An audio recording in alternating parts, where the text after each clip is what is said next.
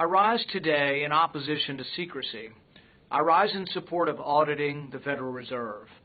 I rise in opposition to the lack of accountability at the Federal Reserve, an institution that has been shrouded in secrecy for far too long. The objective of my Federal Reserve Transparency Act is simple: to protect the interests of the average American by finding out where hundreds of billions of dollars are going.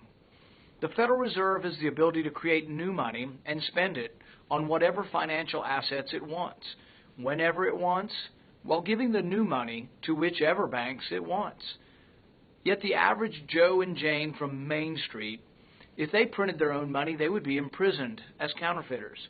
Nowhere else but in Washington, D.C., would you find an institution with so much unchecked power. Creating new money naturally lowers interest rates, or the price of using money. Put another way, the Federal Reserve's unchecked printing press creates a price control on the cost of using money. Throughout our country's history, price controls have never worked, and the Fed's price control on interest rates is no exception. Think back to the housing bubble. Artificially low interest rates led to too many individuals buying, selling, and investing in the housing industry. This in turn led prices to soar, which ultimately led the economy to spiral all the way down to the Great Recession of 2008. Since the 2008 financial crisis, the Fed has increased its balance sheet from less than $1 trillion to an incredible $4.4 trillion. Although the Fed has created trillions of new dollars, it has become apparent that most of this money is not finding its way into the hands of average Americans. From 2009 to 2012, the incomes of the top 1% increased by a whopping 31%, while everyone else's increased by a measly 0.4%. The reason for this is simple. Big banks, corporations, and government entities receive the Fed's money long before anybody else, and they bid up the prices of assets before the rest of us can get to purchasing them. Former Federal Reserve Governor Kevin Walsh once referred to Fed's easy money policies as the reverse Robin Hood effect. If you had access to credit, if you've got a big balance sheet, the Fed has made you richer, he said in an interview. This is a way to make the well-to-do even more well-to-do. The side effect of this is uneven distribution of money. It becomes painfully apparent to many when you go to the grocery store. Over the past 15 years, the price of white bread has increased by over 50%, while the price of eggs has more than doubled. The cost of housing has also appreciated significantly in many areas. When adjusting for inflation, the price of housing in San Francisco has increased by 58% in just 25 years. Real household income, however, has declined 10% over the past 15 years. Higher rent and higher grocery bills cause low-income workers to incur more loans and credit card debt, which involve far higher interest rates than those that the banks and Wall Street are paying. These low-income workers do not get the luxury of receiving the Fed's newly created money first, nor do they have the luxury of receiving the near-zero interest rates that the wealthy do.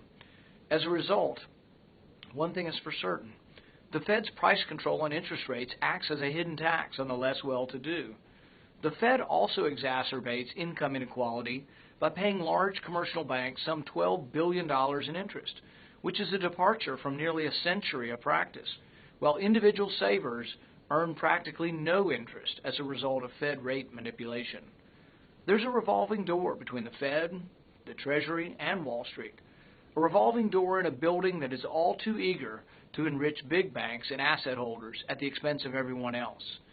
I think that it's about time we pull back the curtain to uncover this cloak of secrecy for all to see. Who is receiving loans from the Fed today? Who is the Fed paying interest to? Are there any conflicts of interest in how these payments are determined? Are there any checks and balances on the size of these payments? The Federal Reserve Act actually forbids the Fed from buying some of the troubled assets they purchased in 2008, yet they did it anyway.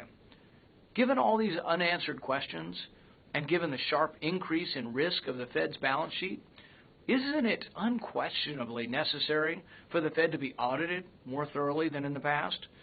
My Audit the Fed bill is just 3 pages long and simply says that the Government Accountability Office, the GAO, the nonpartisan apolitical agency in charge of auditing the Fed, should conduct a full and thorough audit. Currently, the GAO is not allowed to audit the Fed's monetary policy deliberations or the Fed's open market committee transactions. The GAO is prevented from looking into agreements with foreign central banks, which altogether makes the Fed audit in its current form virtually futile. When these restrictions were added to the audit in the 1970s, the GAO testified before Congress saying, "We do not see how we can satisfactorily audit the Federal Reserve System without authority to examine the largest single category of financial transactions and assets that it has."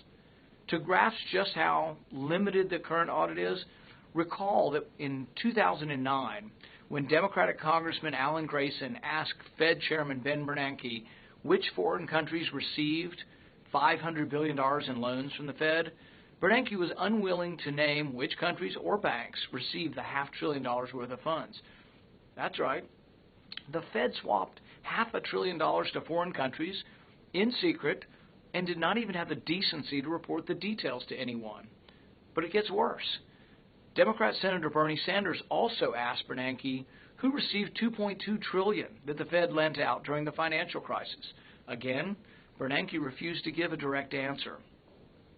In the 2011 Dodd-Frank law, Congress ordered a limited, one-time GAO audit of Fed actions during the financial crisis.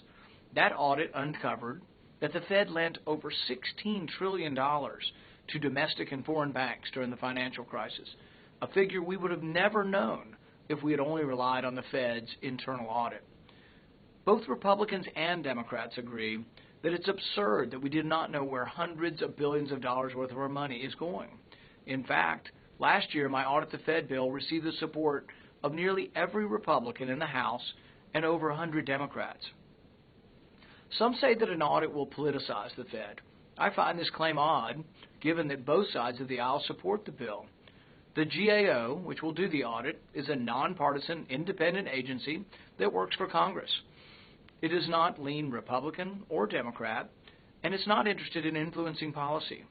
I can't seem to understand how a simple check by the GAO to ensure that there are no conflicts of interest will politicize anything. But in any case, the Fed does not need to worry about the politicization of monetary policy. Its chairwoman, Janet Yellen, has already done that. Right before the 2014 midterm elections, Chairwoman Yellen delivered a speech in front of the Boston Conference on Economic Opportunity and Inequality. Her speech was riddled with Democratic talking points.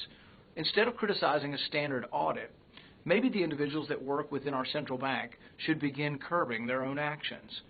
Unlike the actions of current Fed officials, my bipartisan bill will not increase the politicization of monetary policy. If anything, it will help to eliminate political sway by ridding the central bank of Wall Street and the Department of Treasury's influence. I don't want the Fed to be overseen by Congress for the purpose of politicizing monetary policy. I simply want it overseen to ensure that our central bank isn't picking favorites, and I also want to ensure that it remains solvent. Like every agency, the Federal Reserve was created by Congress and is supposed to be overseen by Congress. For the sake of everyday Americans and for the sake of our financial stability, I urge all of my colleagues, Republicans and Democrats alike, to join me in passing the Federal Reserve Transparency Act. Auditing the Fed should not be a partisan issue. Regardless of one's monetary policy views, regardless of whether you think interest rates should be higher or lower, everyone can and should agree that for the sake of our country's economic well-being, we need to know what has been going on behind the Federal Reserve's cloak of secrecy. It's time we quit this guessing game. It's time we audit the Federal Reserve once and for all to restore transparency to our nation's checkbook. Thank you, and I hope all will support this bill.